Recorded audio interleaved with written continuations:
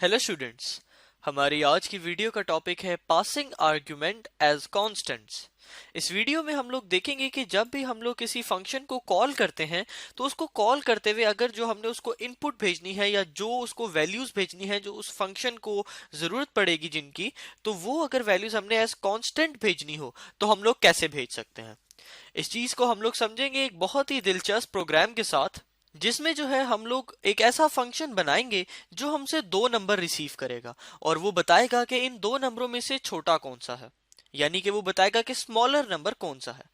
तो इस चीज को बनाने के लिए हम लोग एक फंक्शन बनाएंगे जिसका फॉर एग्जांपल हम लोग नाम रख देते हैं फंक1, और इसके अंदर हम लोग वो दो नंबर्स पास कर देंगे जिनको हम लोग चेक करना चाहते हैं कि इनमें से छोटा कौन सा है और बड़ा कौन सा है। तो फॉर एग्जांपल यहाँ पर हम लोग कोई भी दो नंबर्स पास कर देते हैं 75 और 85। अब यहाँ पर ख्याल रखा जाए कि ये जो हमने फंक्शन कॉल की है, यानी हमने इस फंक्शन 1 को बुलाया है, इसके अंदर जो हमने वैल्यूज भेजी हैं ये क्या है, कांस्टेंट है। तो ये हमारे पास तरीका होता है कांस्टेंट आर्ग्यूमेंट्स बनाने का, यानी सिंपल जब भी कॉल की जाए तो जो स्मॉल ब्रैकेट्स हैं उनके अंदर जो वैल्यूज लिखी जाए वो कांस्टेंट हो। यहाँ पर हम लोग इसी तरह फ्लोट भी लिख सकते थे, कैरेक्टर्स भी लिख सकते थे, जो मर्जी वैल्यू हम लोग भेजना चाहते थे वो कांस्टेंट हम लोग यहाँ पर लिख सकते थे। अब जब हमने इसको कॉल कर दिया तो अब हमने इस फंक्शन को डिफाइन भी करना है। फंक्शन का नाम है हमारे पास जिस तरह हमने नीचे लिखा था फंक1। अब यहां पर ये जो दो कांस्टेंट इधर भेजे जा रहे हैं इनको इसने सेव करना है अपने पैरामीटर्स में। हम लोग सपोज कर लेते हैं कि ये जो नंबर्स यहां पर भेजे जाएंगे ये हमेशा इंटीजर नंबर होंगे। तो यहां पर फिर जो दो पैरामीटर्स होंगे वो भी क्या होंगे, इंटीजर टाइप के। तो एक हमने इंटीजर x कर दिया और एक इंटीजर y।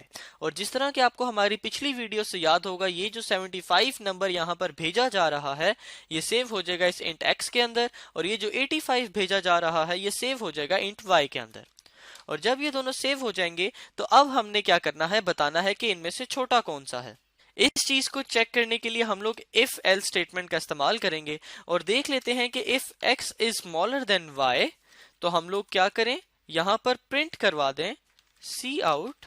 प्रिंट क्या हो जाए कि x इज, यानी कि जो हमने वैल्यू x में सेव की थी, तो यहां पर क्या प्रिंट हो जाए, x, और फिर आगे प्रिंट हो जाए इज स्मॉलर देन दूसरा नंबर। दूसरा नंबर कहां पे हमारे पास सेव था, y में। तो ये यहां पर अगर x y से छोटा होगा तो क्या लिखा आ जाएगा, x की वैल्यू फॉर एग्जांपल वो यहां पर क्या थी 75, तो लिखी आ जाएगी कि 75 इज स्मॉलर देन y की वैल्यू जो कि है 85।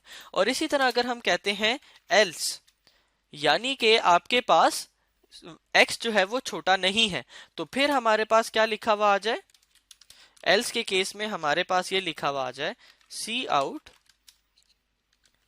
y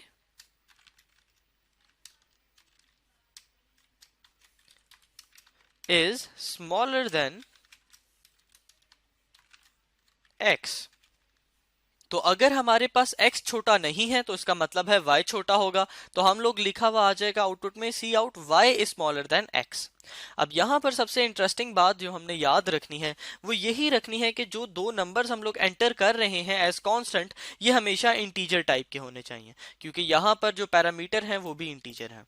आइए अपने प्रोग्राम को सेव करते हैं और एग्जीक्यूट में जाके कंपाइल एंड रन करते हैं। तो आप लोग देखेंगे कि जो हमने नंबर्स पास किए थे उसको उसने बता दिया कि 75 इज स्मॉलर देन 85। इसी तरह यहां पर हम लोग और भी कोई नंबर्स पास कर सकते थे एज कांस्टेंट। फॉर एग्जांपल पहला नंबर हम लोग भेजते हैं 89 और दूसरा नंबर भेजते हैं 19। इसको सेव करते हैं और चेक करते हैं कि क्या आउटपुट सही आती है।